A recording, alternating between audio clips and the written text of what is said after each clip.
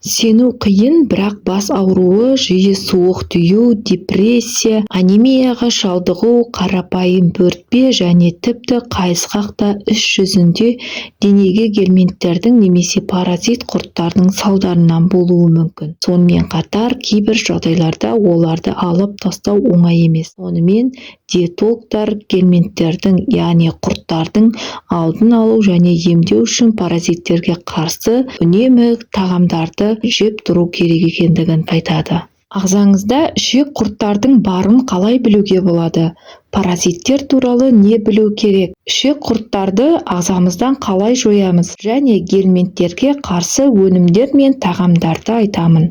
Видеоны соңына дейін қараңыз. Денсаулығыңызға 80% осы паразиттер залал келтіреді. Бәріңізге сәлем. Бұл пайдалы кеңес арнасы. Менің арнама тіркеліп, подписация кнопкасын басып, денсаулығыңызды нығайтатын пайдалы кеңестерді көре аласыз. Ол үшін подписация нүктесін басып кетуіңізді сұраймын. Ішек құрттар адам ағзасында ұзақ өмір сүре алады. Оны өзінің тіршілік әрекеті өнімдерімен уландырады. Құрттар тек ішекте ғана өмір сүреді деген кең тараған пікірге қарамастан, ол қанда, бұлшықетте, ұлпаларда, өкпеде, бауырда, көзде, тіпті мида кездеседі. Бірақ ең қызығы, адам көбіне олардың қатысуын санап, сынға айналдыруға дейін байқамайды. Ішек құрттардың болуы жоғарыда көрсетілген белгілерден де басқа мыналарды көрініс береді. Тәбеттің төмендеуі, асқазанның ауруы, газдың жоғары болуы, яғни іштің кебуі,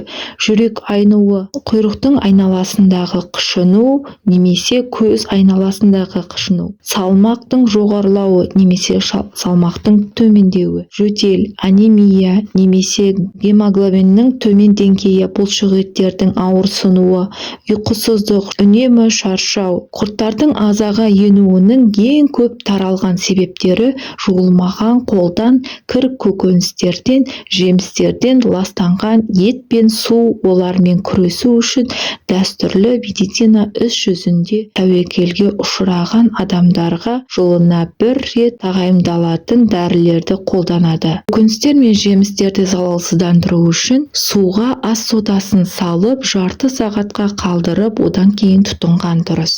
Паразиттерге қарсы диетаның мәні иммунитетті көтеруге және ас қорыту жолына оң әсер ететін белгілі бір дәрумендер мен микроэлементтері бар тағамдарды диетаға енгізу. Бұл туралы пробиотиктер олар туралы қазірдің өзінде көп аталып, бірақ бұл заттар ішектің денсаулығына жауап береді. Ал сау ішекте паразиттерге орын жоқ. С дәрумені бар өнімдер, олар иммунитетті арттырады және дененің түрлі ауруларға, соның ішінде паразиттерге сезімталдылығын төмендетеді. Мырыш қосылған өнімдер бұл иммунитетті жақсартып қана қоймай, сонымен қатар асқазан ішек жолдарының жұмысын жақсартады және асқазан жарасының жазылу үдерісін жеделдетеді. Талшық асқазан ішек жолдарының жұмысын жақсарту және организмдегі паразиттерді кетіруге көмектеседі.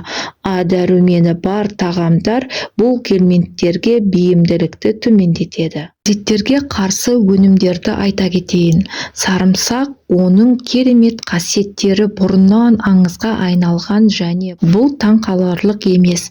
Шынында да оның құрамындағы ерекше зат бар, аллицин. Ол басқалармен қатар паразиттер мен соның ішіндегі жұмыр құрт лямблиоздармен тиімді күреседі.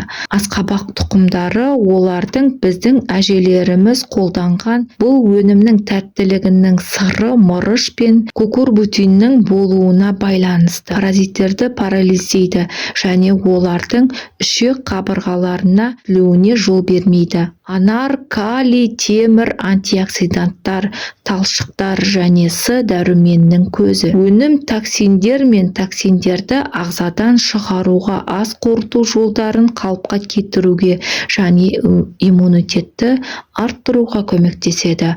Дәстүрлі медицинада құрттармен күресу үшін анар қабығын пайдаланады. Дәрігерлер бұл әдісті мақұлдамайды. Өйткені егер тәуліктік дозадан асып кетсе, гипертония, бас айналу және жүрек айнуға қоса алғанда ауыр зардаптардың болуы мүмкін. Сәбіз немесе сәбіз шырыны асқазан ішек жолдарының жұмысын жақсартатын, сонымен қатар құрттармен күресетін А дәрумені мен талшықтардың көзі. Сондықтан дәрігерлер паразитке қарсы терапияға сәбіз шырынын жиі қосады.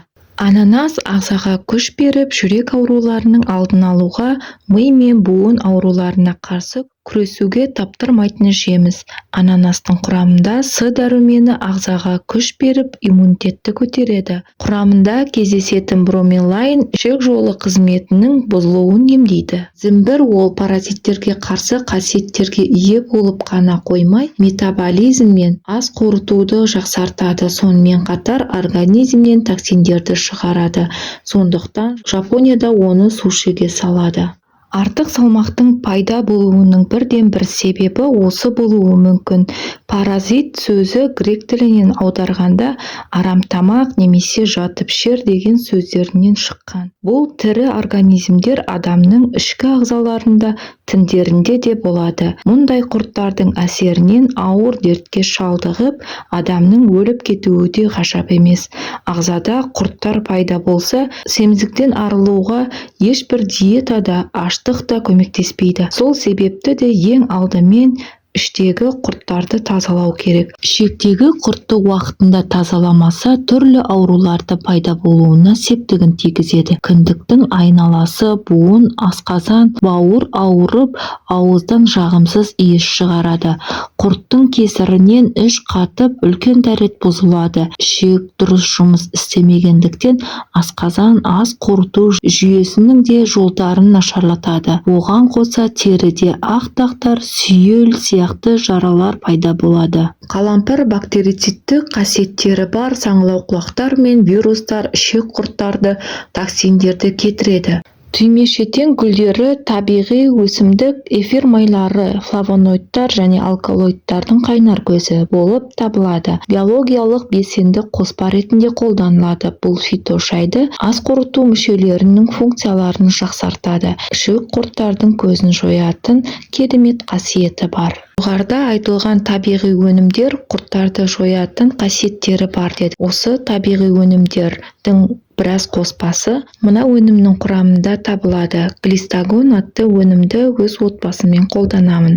Құрамында магний сульфаты, сарымсақ, асқабақтың дәні, түймешетен, грек жаңғағы, қалампыр да табылады. Құрттардың жоятын өнімдердің бірі.